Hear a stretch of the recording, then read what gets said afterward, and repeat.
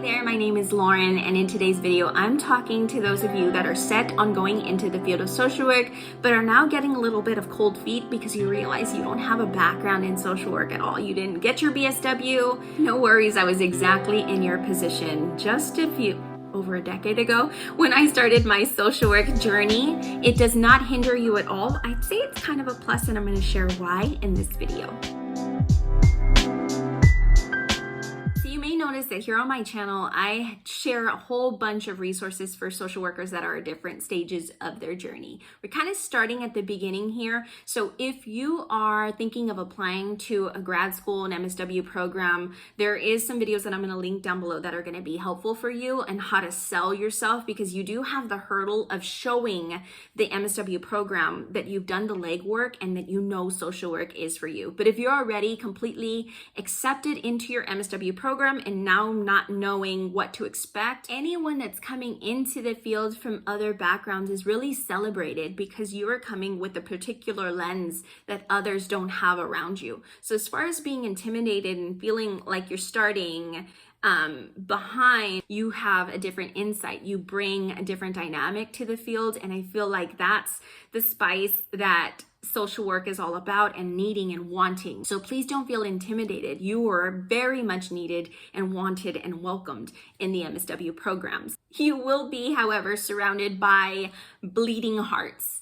And what that means is these are your thinkers and your feelers and your doers. These are the people that have very, very strong passions. And it's very inspiring to be around people like that, but it can also work against you if you haven't really found your niche or haven't found what your population is. It can feel a little bit like imposter syndrome can kind of sneak in at this time. So I just want you to be aware that those kind of feelings are going to pop up, and they're not coming out of nowhere. Many of the people in the program have already done the legwork to figure out what their population of choice is. And by legwork, I mean they've volunteered, they've mentored, they've been in different experiences that have shown them where their passion lies. And so you may have to do some of this legwork during your summer breaks as extracurriculars. Get involved and really search out what your niche, what your population is. You'll find it eventually, but don't feel like that's something that has to be done right away. It may feel like that,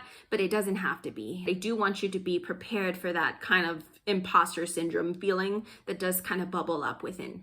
If imposter syndrome is something that you struggle with, please let me know in the comments below. Share with me some of your major struggles, and I will definitely make a video for you. I have some videos on my Instagram already, some live chats that I've done, whole Q&As on imposter syndrome. Moving on to more of the nitty-gritty and the academics, there are a lot more papers than I did in undergrad and less exams. So that may either give you a sense of security if you're really good at writing, but if you're not, you're probably cringing in your seat right now, but it's gonna be okay. So as far as social work papers, my best advice, and I've shared this in other videos as well, link those down below as well, please pick topics for these papers that are interesting to you, like things that you can get lost in. Again, this is where you find your niche and you just dive straight in. For me, it was adolescence, conduct disorder,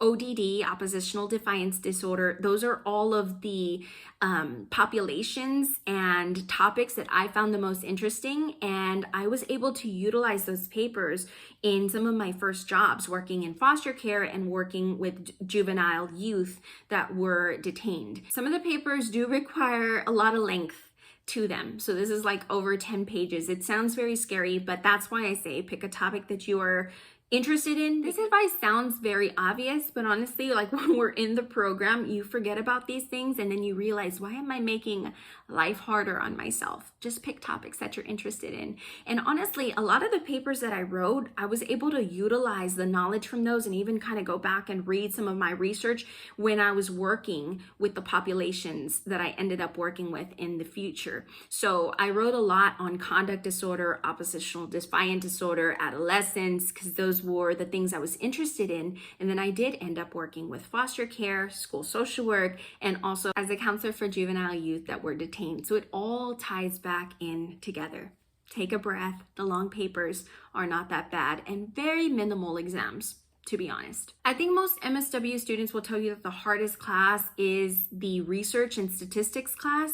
But if you have any backgrounds in psychology, it's a breeze. It's honestly not as hard as the statistics class that I had to do for my psychology undergrad. To be very transparent, I found my graduate school experience much easier than my undergrad experience.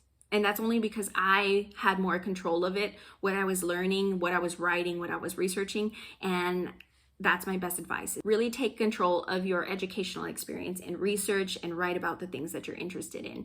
I really just scratched the surface here.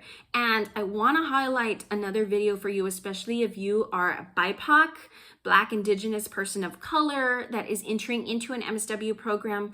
There are going to be specific triggers that happen within you that are very different. And I had a wonderful chat over on one of my lives on Instagram that I plucked and picked some of my favorite parts and put it into a YouTube video. I hope that you find that helpful. I'm going to drop that in the description box. That link will be down below as well. Let me know if you have any questions, if I made any sense, if this was helpful at all. Please share this video, subscribe, like, hit the little notification bells because there will be more videos coming at you shortly. Until next time, I'm wishing you social work success. Bye-bye.